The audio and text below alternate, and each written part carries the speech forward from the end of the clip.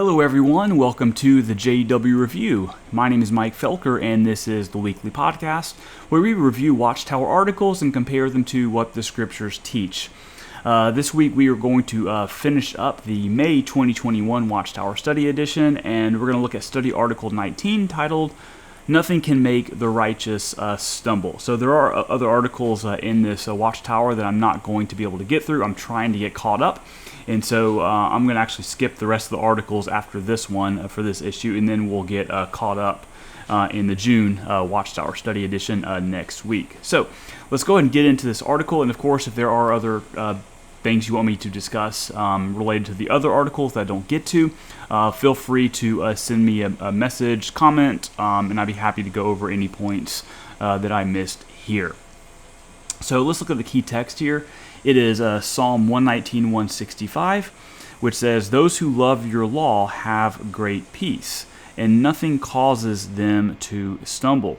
So yeah, this is all about Christians not stumbling, right? And not letting obstacles cause you to stumble. So we're going to be looking at some of those obstacles for Jehovah's Witnesses. Let's look at paragraph 1. It says, "Today millions claim to believe in Jesus, but they do not accept the things that he taught. In fact, a writer once stated, if there were another Jesus among us today who would say things the way the original Jesus said, would we reject him today the way we did 2,000 years ago? The answer has generally been, yes, we would." Now, what I want to point out in paragraph 1, and this bothers me, it bothers a lot of people, it's not the citation itself, because I actually agree with this citation. I'm glad they posted this. So it's not the fact they put a citation here that bothers me. It's a good citation. I agree with this. Yeah, people claim to believe in Jesus, and they deny what he teaches. Of course, total agreement.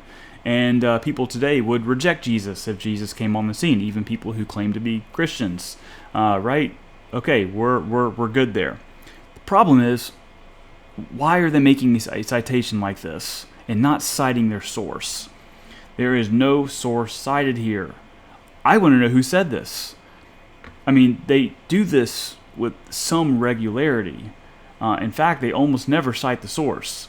It just says, a writer once stated. Well, I want to know who it is. Don't you? And don't we have a right to know? Why does the Watchtower do this? It does matter what this person said. Because you can see in the quote here, there's stuff that's left out. I want to see what was left out here. I want to see the context. I want to see what the book was about. This is a problem. I don't understand why they do this. They could have even mentioned the name and left it at that. So we don't even have a name, and it matters. When you cite a source, it matters what the citation is from. It makes you wonder, are they trying to leave something out here? I can't help but be a little bit skeptical of this. Are they leaving something out? Is that why they're not putting the source here? Because they don't want anyone to look it up. All right, let's skip over to paragraph 9. So what they're doing here is they're talking about a particular claim, and so paragraph 7 and 8 is about Jesus exposing false religious teachings. And so paragraph 9 is saying, what did the scripture say about that? The Bible prophecy foretold that the Messiah would be consumed by zeal for Jehovah's house. That zeal moved Jesus to expose false religious beliefs and practices. For instance, the Pharisees believed that the soul is immortal. Jesus taught that the dead are sleeping. So what I want to point out is this argument. So let's look at John 11:11. This he said, and after this he said to them, "Our friend Lazarus has fallen asleep, but I am going so that I may awaken him from sleep." So this is supposed to contradict the idea that the soul is immortal. Well, if you'll notice in this text, it doesn't say anything about the soul. I'm sorry, it's just not there. There's nothing here about the soul. It doesn't speak to it one way or another. All we know is that Lazarus is asleep. So this is just really bad reasoning here by the Watchtower, and they're going to say it again in paragraph 10. It's just not a good argument. Citing a verse that says someone is asleep doesn't prove or disprove that the soul is immortal. All right? One claim doesn't follow from the other claim. There's a disconnect here. This is not logical thinking, and that's what I'm trying to teach you to do in these podcasts, is to use logical thinking. Now, think about the standard here. Think about the standard. So what they're trying to counteract is the idea, what they're really trying to do here is counteract the idea that your soul, which is a separate entity from your body, goes to be with the Lord when you die. That's the traditional Christian idea. And so this is what they're really trying to do. They're really trying to counteract that idea. Now, that idea doesn't necessitate that the soul is immortal. You can believe that souls are mortal, or that they're immortal only when God gifts them immortality. Okay, so you can still believe the soul is mortal until God gifts it immortality. You can still believe all those things, right? And still affirm that people are asleep when they die. Their bodies stay asleep. Now, think about the Watchtower's view when it comes to the heavenly class, because what happened, or what's been happening, according to the Watchtower view, since 1914? Well, according to Watchtower teaching, when an anointed, heavenly bound Jehovah's Witness dies, he is recreated into a spirit person, and he goes to rule and reign with heaven and Christ. And so this kind of thing is happening. Now, it's been happening for over 100 years, according to Watchtower theology. So why is it okay to believe that, but not hold to the idea that for all Christians, they have a separate component of who they are called the soul, and that soul leaves your body when your body dies, and it goes to be with the Lord? So John 11:11 doesn't contradict that idea. And you could even believe that idea while also believing that the soul is mortal. All right, let's go to paragraph 10. Do we see the same problem today? Because they were just talking about the Pharisaical view about the immortality of the soul. Do we see the same problem today? Yes. Many are stumbled because our Bible-based teachings expose false religious ideas. Clergymen teach their flocks that God punishes the wicked in hell. They use that false teaching to maintain control over the people. So, no doubt, especially during the medieval times, the church used not only the doctrine of hell, but the doctrine of purgatory and indulgences and things like that to maintain control over the people. No doubt about that. All right, but what they're trying to do here is to expose the belief that God punishes the wicked in hell. So what Watchtower is saying is that's a false idea, that God punishes the wicked in hell. So what does the Bible say about that? Okay, so let's look at a couple of verses. Matthew 10:28. That says, "And do not be afraid of those who kill the body, but are unable to kill the soul. But rather fear him who is able to destroy both soul and body in" where? In hell. Now, does that mean there is no suffering involved? Does this happen with zero suffering? Well, the text doesn't say. We have to go to other texts to look at that. But let's look at another text, because I'll quote the Watchtower again. God punishes the wicked in hell. Punishes the wicked in hell. And Watchtower saying that is false. Let's look at Matthew 25:46. It says, "These will go away into eternal punishment, but the righteous into eternal life." So we have just 15 chapters earlier, Jesus saying that they're destroyed in hell. And then we have Jesus again in 15 verses later saying there's eternal punishment. So we have eternal punishment where? In hell. Let's look at another passage. There's plenty more of these we can go to, but I'm just trying to give you an idea here. So Jude 7.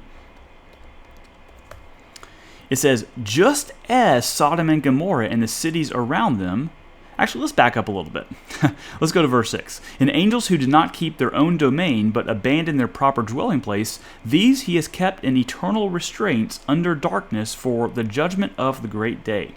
Just as Sodom and Gomorrah and the cities around them, since they in the same way as these angels indulged in sexual perversion and went after strange flesh, are exhibited as an example in undergoing the punishment of eternal fire.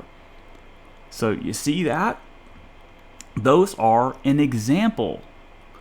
Those are an example of eternal fire, or as Jesus said in Matthew 25:46, eternal punishment. I'm just quoting the Bible here. I'm not even having to interpret these things. Just these texts go against what the Watchtower says here. God punishes the wicked in hell. And notice what they didn't say. They didn't say God punishes the wicked with eternal conscious torment for all eternity. The Watchtower didn't even say that. And this is why the Watchtower's arguments against the traditional view of hell are very weak and not persuasive to a lot of people. I'm giving you some reasons for that, why their views are not persuasive. They're just not good arguments. Okay, let's continue. As Jehovah's servants who worship a God of love, we expose that false teaching. So just saying it's a God of love contradicts the idea that God would punish the wicked in hell. Now those two don't correlate. Why can't God be a God of love and a God of justice? I don't know. It doesn't follow. It also, they say, the clergy also teach that the soul is immortal. We expose the pagan origin of that doctrine, which, if true, would make the resurrection irrelevant. Now, we just talked about the immortality of the soul, but I'm trying to argue that you could even believe the soul is mortal until it's given immortality.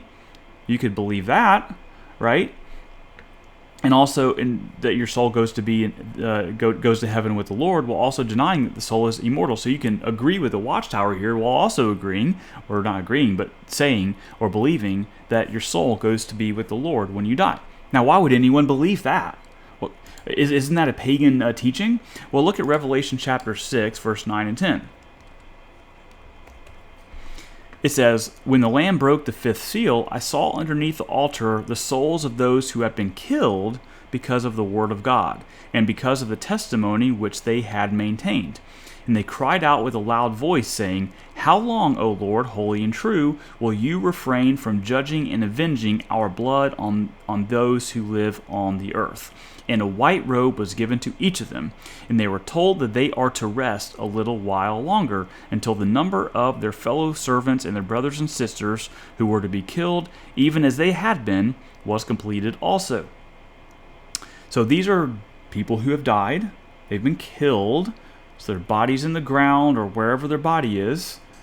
But these people have consciousness because they actually say something. And not only that, but they're also given a white robe.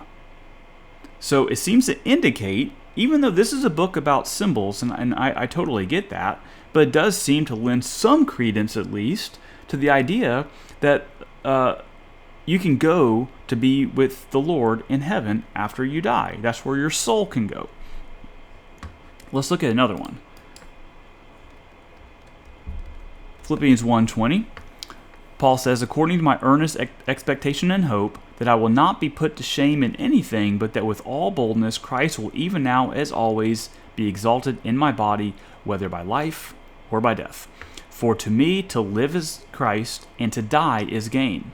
But if I am to live on in the flesh, that means in his body, physical body, this will mean fruitful labor for me. And I do not know which to choose. But I'm hard-pressed from both directions, having the desire to depart and be with Christ, for that is very much better. Yet to remain in the flesh is more necessary for your sakes. So you can see the contrast Paul is making. departing and being with Christ or remaining in the flesh. He's making a contrast between the two. And he's not talking about the physical bodily resurrection here. He does in other places, but not here. He's using this language of contrasting. And he uses very similar language in 2 Corinthians chapter 5, where he says, "For we know that if our earthly tent, which is our house, is torn down, we have a building from God, a house not made with hands, eternal in the heavens. For indeed, in this tent we groan, longing to be clothed with our dwelling from heaven. Since in fact, after putting it on, we will not be found naked. For indeed, we who are in this tent groan, being burdened, because we do not want to be unclothed, but to be clothed, so that what is mortal will be swallowed up by life. Now he who prepared us for this very purpose is God, who gave us the Spirit as a pledge." So here's the key verse I want to talk about, because in these first 5 verses, this is talk about the resurrection body. But look what Paul's saying in verse 6. "Therefore, being always of good courage, and knowing that while we are at home in the body, we are absent from the Lord. For we walk by faith, not by sight. But we are of good courage and prefer rather to be absent from the body and to be home with the Lord." So you see what Paul's doing here, making another contrast. So Paul thinks you can be absent from your body while being home with the Lord. So think about that. So even if you think the soul is mortal, you can believe that God gives your soul immortality, and then you can affirm what Paul says in 2 Corinthians chapter 5. I'm just giving you some resources to really think through some of these ideas and look at the Watchtower's reasoning and see that, wow, this reasoning doesn't really line up logically or scripturally. Because notice they didn't cite any scriptures here. They're just saying these kinds of things in passing. And yes, I know you can go and find much more detail from the Watchtower on all these ideas that I'm discussing right now. I'm just trying to give you just some scriptures to think about as you look through these. And last, they say, in contrary to the belief in predestination that many religions embrace, we teach that man has free will and can choose to serve God. How do religious leaders respond? Often they are furious. So notice this. He says the belief in predestination. So I'm reading this and thinking that the Watchtower doesn't believe in predestination. In fact, I've heard a lot of just non-Jehovah's Witness Christians who say that also, that they don't believe in predestination. The problem with that is the Bible uses the word predestination. So let's look at a couple of verses. Let's look at Acts chapter 4, starting in verse 27. It says, "For truly in this city there were gathered together against your holy servant Jesus, whom you anointed, both Herod and Pontius Pilate, along with the Gentiles and the peoples of Israel, to do whatever your hand and purpose," what? "Predestined to occur." Predestination, that is a biblical word.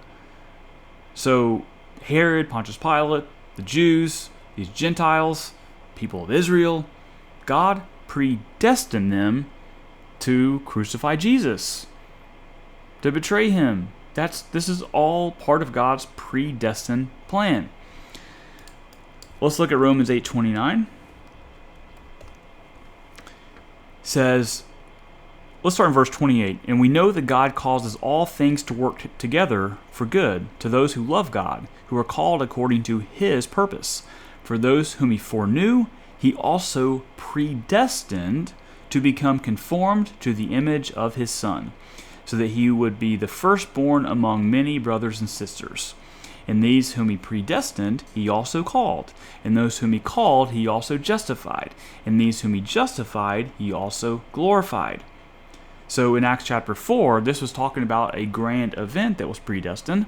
But Romans chapter 8 is talking about something more personal. It's talking about being justified, glorified, called.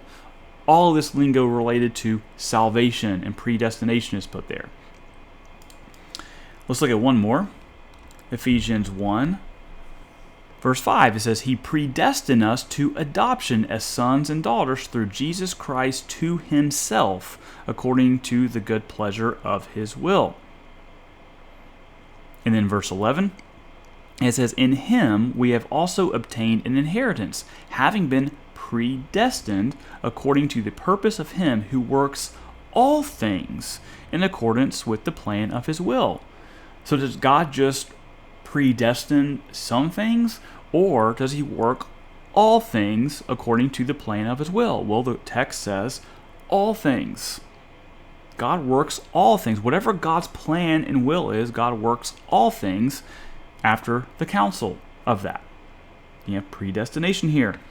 So why is the Watchtower saying that contrary to the belief in predestination that many religions embrace, we teach that man has a free will, as if there is some kind of dichotomy between predestination and free will? Is there a dichotomy between the two? Well, it depends on how you define both of those. The first one, predestination, is a biblical word. Free will is not a biblical word. You have free will offerings, but that's not related to the volition of your will. Free will is a term that theologians use to describe what they think is being taught in the Bible.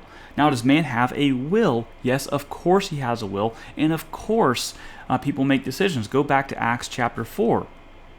Do you think the Pharisees, the Roman soldiers, Herod, Pontius Pilate, do you think that God was twisting their arm and making them do things they didn't want to do? Well, of course not. All of those men made those choices to betray Jesus, imprison Him, torture Him, beat Him, and ultimately crucify Him. All those people made conscious, volitional decisions, and they were not forced against their will to do those things. They were doing exactly what they wanted to do. They had a will. If you want to argue that it's a free will, fine. But the point is, God predestined all of those people to make all of those choices out of their own free volition or will. So you can't put a contrast between the two. You have to find a way to harmonize them. And there's many more examples we could bring out about that, like Joseph being sold into slavery, right? Got what they meant for evil, God meant for good. There's many examples we can go through on that. So the Watchtower should not be setting up these dichotomies between predestination and free will, at least without explaining what they mean here, which they don't do. All right, let's go down to paragraph 17, and we'll wrap up at paragraph 19. It says, just before His death, Jesus was betrayed by one of His 12 apostles. Another apostle denied Jesus 3 times, and all His apostles abandoned Him on the evening before His death. Jesus was not surprised. He had even foretold that this would happen. On seeing this, some could have been stumbled, reasoning, if that is the way Jesus' apostles behave, I want no part of that group. What do the scriptures say? Centuries earlier, Jehovah revealed in His word that the Messiah would be betrayed for 30 pieces of silver. The betrayer would be one of Jesus' close companions. The prophet Zechariah also wrote, strike the shepherd and let the flock be scattered. Instead of being stumbled by these events, honest-hearted ones should have been strengthened by seeing these prophecies fulfilled in Jesus. Now, do we see the same problem today? So notice very carefully what these previous 2 paragraphs are talking about. Denial of Jesus, betrayal of Jesus, right? True apostasy. Okay? Look at paragraph 19. Do we see the same problem today? Yes. In modern times, a few well-known witnesses have left the truth, become apostate, and then tried to turn others away. They have spread negative reports, half-truths, and outright lies about Jehovah's Witnesses through the news media and the internet. But honest-hearted ones are not stumbled. On the contrary, they realize that the Bible foretold that such things would happen. And they cite here Matthew 24:24. which reads, "For false Christs or false messiahs and false prophets will arise and will provide great signs and wonders so as to mislead, if possible, even the elect." Does that sound like what the Watchtower was just describing? Do these apostates, they're calling them, do they claim to be false messiahs? Or do they even claim to be prophets? Do they do great signs and wonders? Well, first of all, we don't know because they won't tell us who these people are. All right, let's go to 2 Peter 2:18, which they also cite. It says, "For while speaking out arrogant words of no value, they entice by fleshly desires, by indecent behavior, those who barely escape from the ones who live in error, promising them freedom while they themselves are slaves of corruption. For by what anyone is overcome, by this he is enslaved. For if, after they have escaped the defilements of the world by the knowledge of the Lord and Savior Jesus Christ, they are again entangled in them and are overcome, the last state has become worse for them than the first. For it would be better for them not to have known the way of righteousness than, having known it, to turn away from the holy commandment handed on to them. It has happened to them according to the true proverb, a dog returns to its own vomit, and a sow after washing returns to wallowing in the mire." Okay, there's a lot I want to say about this. The first thing is a question is, who are these well-known witnesses who have left the truth? Well-known. And it's saying modern times. Well, they don't tell you. But aren't you just a little bit curious? Aren't you a little bit curious? Let me tell you how I can relate to this. So back in 2005, 2006, I think somewhere around that time, I heard about a guy named Bart Ehrman. And he was making major waves in the media. He published a book called Misquoting Jesus, which I recommend you read. It's actually a really informative book. But it has some conclusions that I strongly disagree with, but it's still a good book that helps explain the art and science of textual criticism. So Bart Ehrman is a great scholar. I just disagree with his conclusions. But Bart Ehrman is an apostate. He rose to the ranks to become a prominent Bible scholar, studied under Bruce Metzger, and then he's an evangelical Christian, all that. And then, I'm making a long story short here, he decided to leave the faith and become what he calls a happy agnostic. So he's completely left the faith. He's left Christ. And now he is promoting all of these different ideas to make you think that the Bible is not trustworthy or reliable. All right? And Bart Ehrman has made a career writing books about this. So when I first heard about Bart Ehrman, if I would have read a paragraph like paragraph 19, I would have said, "Whoa, is this talking about Bart Ehrman? Okay, let me see what Bart Ehrman has to say." And I did exactly that. I read Bart Ehrman's books. I've listened to his debates, his lectures. I've not read everything he's ever read, but at least back in that time when he first came to prominence, I started to read him to try to understand him because I was in college at the time, and a lot of people were being influenced by his writings. So when people are influenced by the writings of an apostate like Bart Ehrman, I want to be able to understand his perspective so I can address those claims if people are bringing them up to me as objections. Because what does the Bible say? Always be ready to make a defense for the hope that is within you.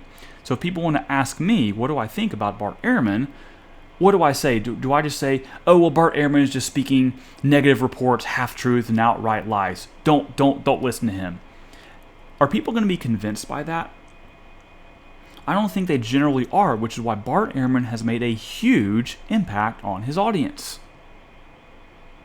But Christians have rose to the ranks, I think very well, have rose to the ranks and answered Bart Ehrman, have debated him, have faced him head on time and time again.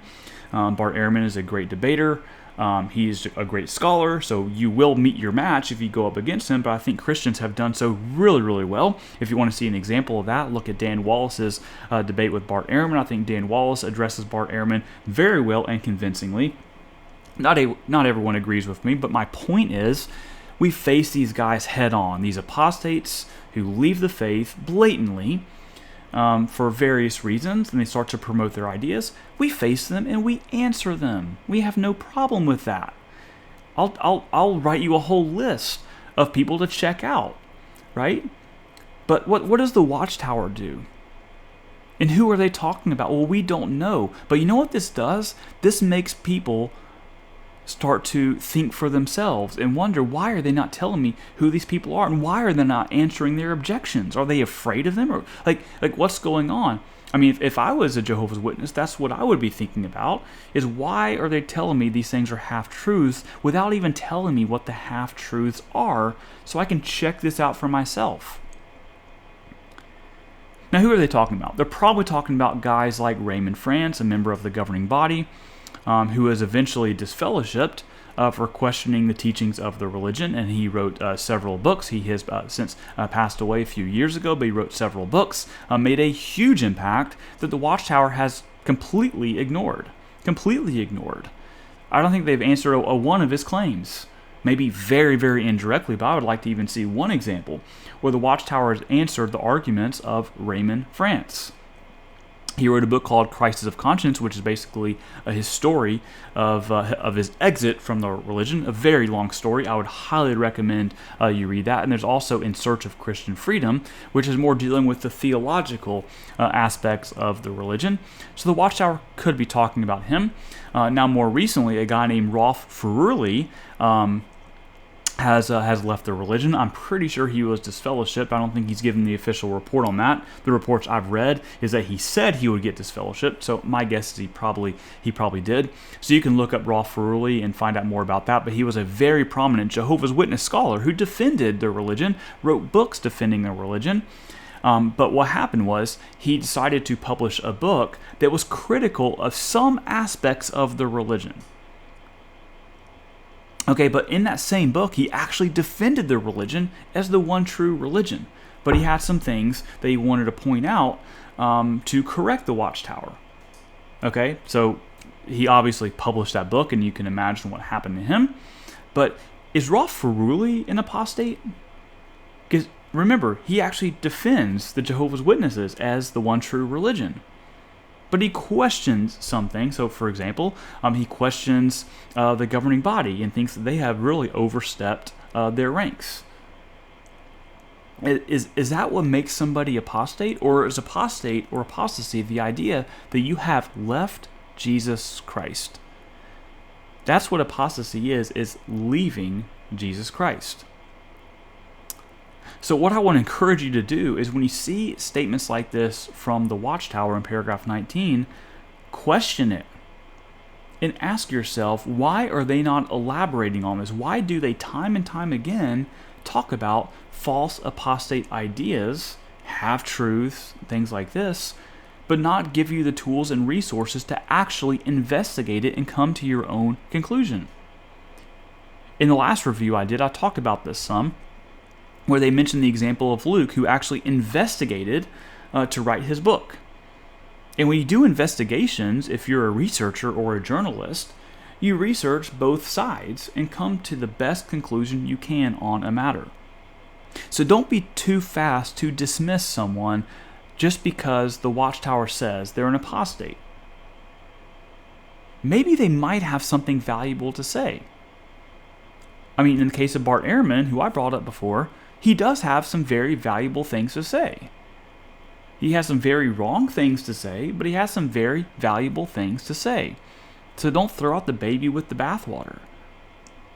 Okay, so I will wrap it up there. If you have any questions or comments, if you're watching this on YouTube, you can leave those in the comments. I do read every comment. If you have a question, or even if you want to disagree with me, I will interact with you, so feel free to leave those there. Disagreeing is okay. I welcome that, as long as we're all being respectful with one another. So you can also, if you're on my website, michaeljfelker.com, you can leave comments there. I'll interact with you there. Also, if you want to ask a question personally, there's a number of ways you can do that. Go down to the show notes or the video description on YouTube, and there's a number of ways you can contact me directly. So through my website, michaeljfelker.com, there's a contact me tab you can click on, which basically just sends me an email. You can do it that way. We can talk on Skype, we can talk on WhatsApp. However you want to talk personally, I am more than happy to have a conversation with you. We can even talk on the phone if that's something you want to do. Even if you're on the other side of the world, we can use WhatsApp. It's free. It's an internet phone. It's great. I use it all the time. So please feel free to contact me, especially if there's anything you're struggling with, you want to work through some things, if you're in a PMO state, whatever situation you're in, I am here for you. And that's why I do this. I really just do this for you, people who find these reviews to be helpful. Even if you're a faithful Jehovah's Witness and you want to contact me and challenge me, that is completely okay. If you're respectful with me, I'll be respectful with you. So please feel at liberty to do that. Lastly, if you want to support this work, the best way for you to do that is to share this material with people who need to hear it. As you know, there are people who are coming from a secular or atheist perspective who are criticizing the Watchtower, and while they may say some really good things, they're not promoting Jesus Christ and sharing the gospel. So it's really important that channels like these, and there's other ones like me, that you share content like this so that you can at least be alongside of. I'd love for channels like this and other channels out there to get more popular than the secular channels. That's not the case right now, but I wish it were. You sharing this material is how that can happen. Okay.